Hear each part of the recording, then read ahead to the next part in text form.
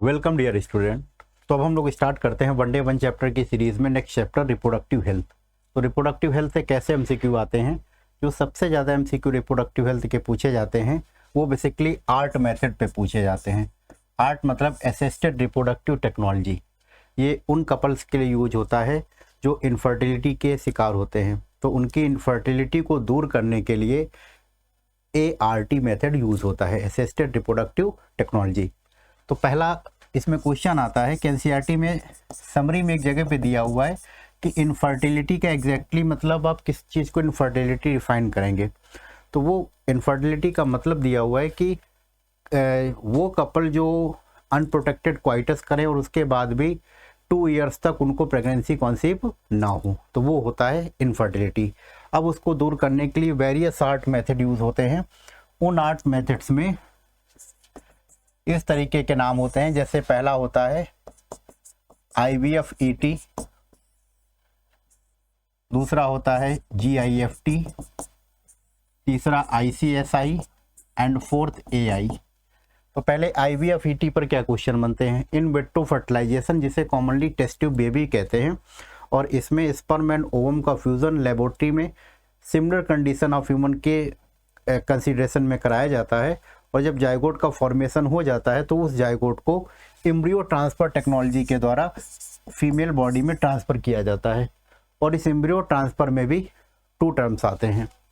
पहला टर्म होता है ZIFT और दूसरा होता है IUT। ZIFT मतलब जायगोट इंट्राफैलोपियन ट्रांसफ़र, कि जब जायगोट या early embryo up to 8 blastomere, कि मतलब जायगोट में क्लीवेज स्टार्ट हो गया और जायगोट अभी 8 सेल स्टेज तक है, तो मैक्सिमम 8 सेल स्टेज तक के जायगोट को, कि जायगोट और early embryo up to 8 cell stage को आप ट्रांसफ़र करते हैं फैलोपियन ट्यूब में, तो उस फैलोपियन ट्यूब में ट्रांसफ़र कहलाता है ZIFT जिफ्ट। और अगर मोर देन 8 ब्लास्टोम ईयर हैं, मोर देन 8 का मतलब 1632, तो डायरेक्टली उसको यूट्रस में ट्रांसफ़र करते हैं। वो मेथड कहलाता है इंट्रा यूटेराइन ट्रांसफ़र। तो अगर क्वेश्चन आता है कि जायगोट और early embryo up to 8 blastomere, तो आंसर होगा जिफ्ट, और मोर देन 8 ब्लास्टोम ईयर तो आंसर होगा IUT। इसके बाद GIFT होता है गैमीट इंट्राफैलोपियन ट्रांसफ़र। ये उन फीमेल्स के लिए होता है जो ओवम का फॉर्मेशन नहीं हो पाता, तो वो किसी दूसरी फीमेल से ओवम को अपने फैलोपियन ट्यूब में ट्रांसफ़र कराती हैं। इसके बाद normal fertilization and development within body होता है। तो transfer of ovum in within fallopian tube क्या कहलाता है? Gift, GIFT। इसके बाद होता है ICSI, इंट्रासाइटोप्लाज्मिक स्पर्म इंजेक्शन। ये क्या होता है? ये बेसिकली एक मॉडर्न टेक्निक है कि जिसमें स्पर्म की फर्टिलाइजिंग कैपेसिटी जिनकी कम होती है, तो उन स्पर्म को डायरेक्टली इंजेक्टेड किया जाता है एग में, तो वो मेथड है ICSI। एंड फोर्थ होता है AI मतलब अगर स्पर्म काउंट कम होते हैं तो आर्टिफिशियल इंसेमिनेशन के द्वारा फीमेल वेजाइना या यूट्रस में सीमेन का इंट्रोडक्शन कहलाता है AI। हाँ, इसमें एनसीईआरटी ने एक स्पेसिफिक टर्म दिया है कि अगर वो सीमेन स्पेशली यूट्रस में इंजेक्ट किया जाएगा तो इसके लिए टर्म दिया है IUI, इंट्रा यूटेराइन इंसेमिनेशन। तो ये छोटे छोटे नाम याद रखने पड़ेंगे कि IUI क्या है, IUT क्या है, अभी आगे पढ़ेंगे IUD। तो ये मेथड होते हैं वेरियस आर्ट मेथड। इसके बाद इस चैप्टर में सेकेंड मोस्ट इंपॉर्टेंट चीज आती है birth control method. Birth control method, और इस बर्थ कंट्रोल मेथड में वेरियस मेथड होते हैं, नेचुरल मेथड से लेके barrier method, pills method, IUD method, surgical method, implant method. तो सबसे पहले बात करते हैं नेचुरल मेथड की, कि नेचुरली गॉड गिफ्टेड मेथड में कैसे बर्थ को कंट्रोल किया जाता है। तो नेचुरल मेथड में बर्थ कंट्रोल के लिए बहुत इंपॉर्टेंट है, ध्यान से सुनिएगा, कि नेचुरल मेथड में बर्थ कंट्रोल के लिए 3 मेथड्स होते हैं। पहला होता है पीरियोडिक एब्स्टिनेंस,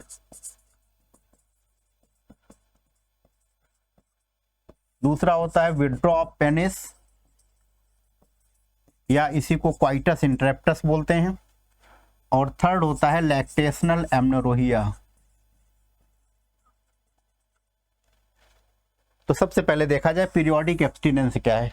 पीरियोडिक एब्स्टिनेंस पर जैसे आपको पता है कि मेंस्ट्रुअल साइकिल में रफली अगर 14th डे पे ओवुलेशन हो रहा है तो इट में भी थोड़ा पहले हो सकता है, थोड़ा बाद हो सकता है, माने 10 to 17th डे वो पीरियड होता है जहाँ पर एग रिलीज होने के चांस बहुत ज़्यादा होते हैं।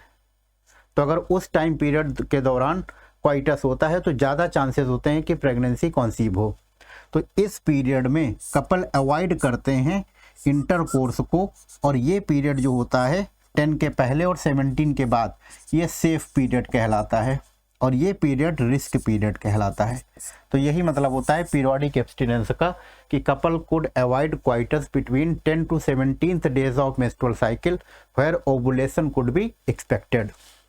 इसके बाद विथड्रॉ ऑफ पेनिस या क्वाइटस इंटरप्टस, ये बेसिक मेथड है कि जब सीमेन रिलीज का टाइम होता है तो male partner withdraw his penis from vagina, ताकि जो इजैकुलेशन है वो वेजाइना के आउटसाइड हो। लैक्टेशनल एमनोरोहिया, ये मेथड इस बात पर बेस्ड होता है कि जब फीमेल में इंटेंस लैक्टेशन का टाइम होता है आफ्टर पार्ट्यूरेशन, तो ये इंटेंस लैक्टेशन माने ब्रेस्ट फीडिंग के समय जब इंटेंस लैक्टेशन का टाइम है तो प्रोलैक्टिन का लेवल हाई होता है, और ये हाई प्रोलैक्टिन एफएसएच को सप्रेस करता है, और ये एफएसएच रिक्वायर्ड होता है फॉलिकुलर डेवलपमेंट के लिए। तो इसका मतलब कि जो मेंस्ट्रुअल एक्टिविटी है वो अप टू मैक्सिमम 6 मंथ तक ऑपरेट नहीं होती।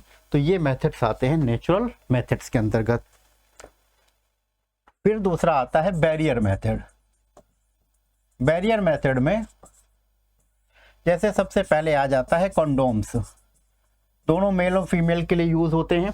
इनके लिए एनसीईआरटी ने एक बड़ी अच्छी लाइन दी है कि they prevent physically meeting of sperm and ovum, कि स्पर्म एंड ओवम को फिजिकली मीटिंग से बचाते हैं। दूसरा, एक पॉपुलर मेल कंडोम का ब्रांड का नाम याद कर लीजिए, निरोध, बहुत बार पूछा गया है। इसके बाद याद कर लीजिए कि सेकंड स्पेशली फीमेल के लिए वॉल्ट होते हैं, सर्वाइकल कैप होते हैं और डायाफ्रैगम होते हैं। तो ये स्पेशल बैरियर मेथड है जो कि फीमेल के सर्विक्स में यूज होते हैं ताकि सीमेन को अंदर जाने से रोका जा सके। तो ये बेसिकली स्पेशल बैरियर मेथड होते हैं फीमेल के, और ये रीयूजेबल होते हैं, ये रीयूजेबल नहीं होते। और एक कॉमन पॉइंट याद रखिए कि ये लोग थिन रबर लैटिक्स के शीट के बने होते हैं।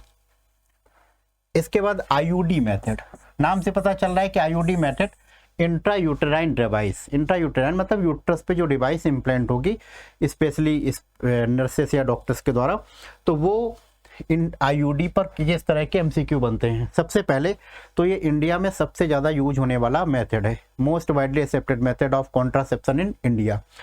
इस आईयूडी के टाइप्स याद कर लीजिए 3, कि एक नॉन मेडिकेटेड में लिप से लूप करके आता है, इसके बाद copper releasing and hormone releasing. Hormone releasing में प्रोजेस्टासर्ट एंड LNG-20, डायरेक्ट नाम याद कर लीजिए, बहुत पूछता है कि हार्मोन रिलीजिंग आईयूडी के क्या नाम है।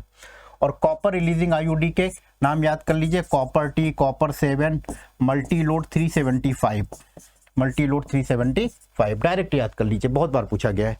अब कॉमन फंक्शन याद कर लीजिए कि जैसे नॉन मेडिकेटेड आईयूडी हैं ये बेसिकली फैगोसाइटोसिस को प्रमोट करते हैं, फैगोसाइटोसिस को, कि स्पर्म की phagocytosis with in uterus.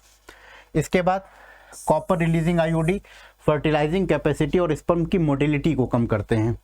Hormone releasing IUD make uterus unsuitable for implantation and cervix hostile to sperm. इसके बाद आता है पिल्स मेथड। पिल्स मतलब जो कि दवा की फॉर्म में लिया जाता है। तो पिल्स में पहला क्वेश्चन आता है कि पिल्स का कॉम्बिनेशन क्या होता है। तो ये बेसिकली प्रोजेस्टोजन और सिंथेटिक प्रोजेस्टेरॉन जो होता है या प्रोजेस्टोजन एस्ट्रोजन कॉम्प्लेक्स की बनी होती हैं, जिसमें ये कंपलसरी होता है।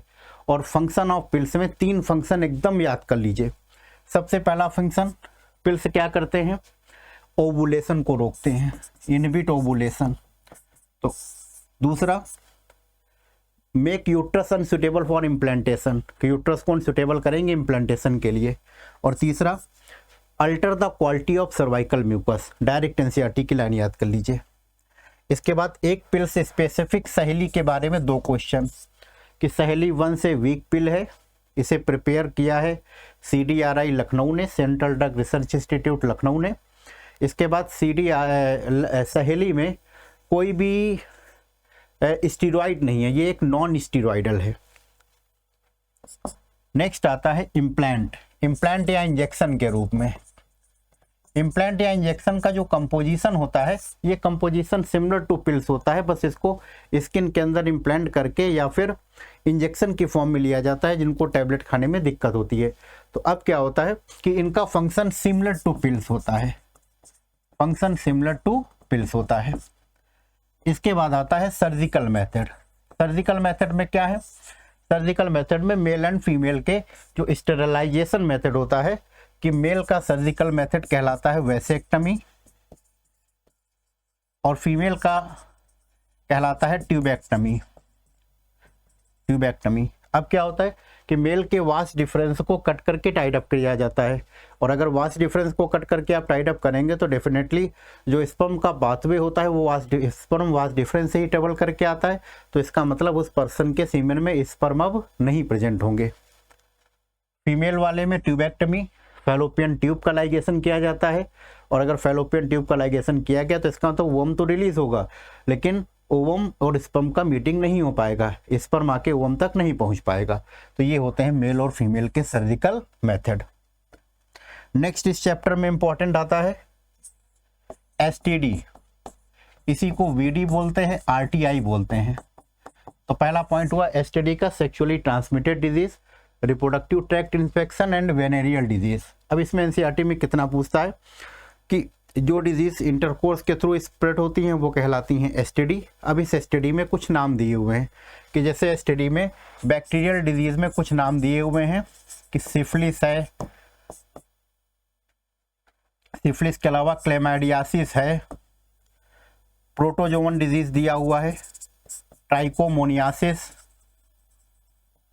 इसके अलावा वायरल डिजीज दिया हुआ है, genital herpes, AIDS, hepatitis B and genital warts. इसमें एक इम्पॉर्टेंट लाइन दी हुई है कि ये जो 3 डिजीज हैं, जेनाइटल हर्प्स, एड्स और हेपेटाइटिस B, ये एकदम नॉन क्यूरेबल हैं। बाकी डिजीज क्या है कि अगर उनका अर्ली डिटेक्शन कर लिया गया तो वो प्रॉपरली क्या हो सकती हैं, ठीक हो सकती हैं। तो इन स्पेसिफिक इन 3 डिजीज को, जेनाइटल हर्प्स, एड्स और हेपेटाइटिस B को याद रख लीजिएगा कि ये नॉन क्यूरेबल हैं। बाकी बैक्टीरियल में सिफिलिस हो गई, क्लेमाइडियासिस हो गया, प्रोटोजोवन में ट्राइकोमोनियासिस हो गया। अर्ली सिम्टम में फ्लूइड डिस्चार्ज, इचिंग, स्वेलिंग ये होता है। इसके अलावा कॉम्प्लिकेटेड सिम्टम्स में STD के कैंसर ऑफ रिप्रोडक्टिव ट्रैक्ट होता है, पेल्विक इन्फ्लेमेटरी डिजीज होती है PID, एक्टोपिक प्रेगनेंसी होती है कि यूट्रस के अलावा मान लीजिए फैलोपियन ट्यूब में इम्प्लांटेशन हो गया तो वो होता है एक्टोपिक प्रेगनेंसी। तो ये क्वेश्चन इस पे पूछे जाते हैं। इसके बाद छोटे छोटे डेफिनेशन आते हैं इस चैप्टर में, जैसे एक आता है MTP, medical termination of pregnancy, माने voluntary termination of pregnancy before full term, कि पूरा फुल डिलीवरी नहीं उसके पहले ही उसको टर्मिनेट कर दिया जाए। इस पर एक डेटा NCERT ने दिया है कि world wide 20% of conceived pregnancy MTP में जाती हैं, माने ये 20% लगभग 1/5 हो गया।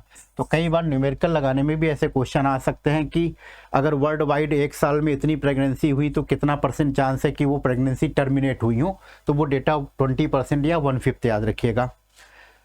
नेक्स्ट क्वेश्चन याद रखिएगा कि MTP गवर्नमेंट ऑफ इंडिया ने 1971 में इसको पारित किया कि बेसिकली स्ट्रिक्ट यूज के सके, कोई इसका मिसयूज ना कर सके, तो इसको लीगलाइज्ड किया 1971 में।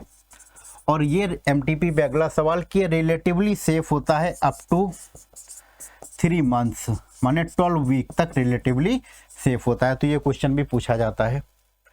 नेक्स्ट इसमें छोटा सा एक पॉइंट आता है एमनियोसेंटेसिस का।